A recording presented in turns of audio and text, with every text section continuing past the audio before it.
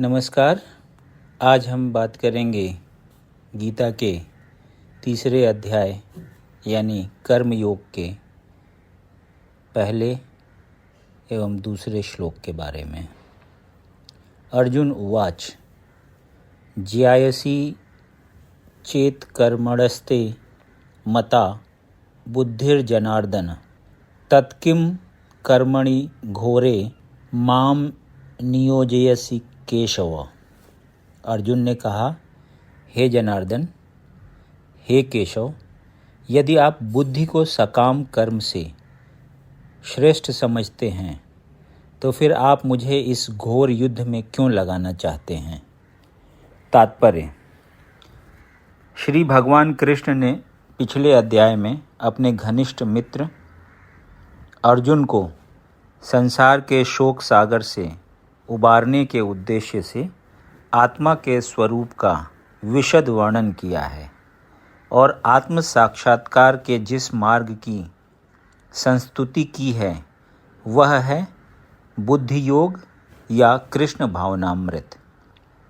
कभी कभी कृष्ण भावनामृत को भूल से जड़ता समझ लिया जाता है और ऐसी भ्रांत धारणा वाला मनुष्य भगवान कृष्ण के नाम जप द्वारा पूर्णतया कृष्ण भावना भावित होने के लिए प्रायः एकांत में चला जाता है।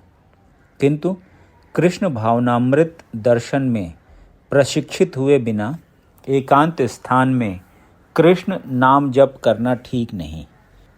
इससे अबोध जनता से केवल सस्ती प्रशंसा प्राप्त हो सकेगी। अर्जुन को भी कृष्ण भावनामृत या बुद्धि योग ऐसा लगा मानो वह सक्रिय जीवन से संन्यास लेकर एकांत स्थान में तपस्या का अभ्यास हो।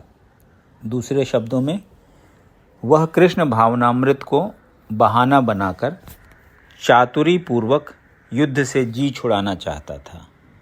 किंतु एकनिष्ठ शिष्य होने के नाते उसने यह बात अपने गुरु के समक्ष रखी और कृष्ण से सर्वोत्तम कार्य विधि के विषय में प्रश्न किया।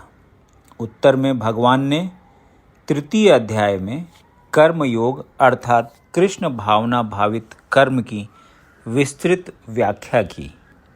व्यामिश्रेणेव वाक्येन बुद्धिम मोहयसीव में तदेकम वद निश्चित्य येन श्रेयो अहमाप्युनाम।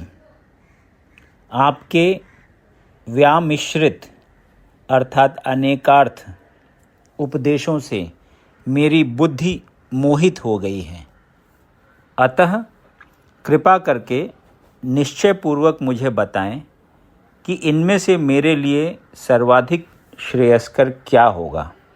पिछले अध्याय में भगवत गीता के उपक्रम के रूप में सांख्य योग, बुद्धि योग, बुद्धि द्वारा इंद्रिय निग्रह, निष्काम कर्म योग तथा नवदीक्षित की स्थिति जैसे विभिन्न मार्गों का वर्णन किया गया है। किंतु उसमें तारतम्य नहीं था।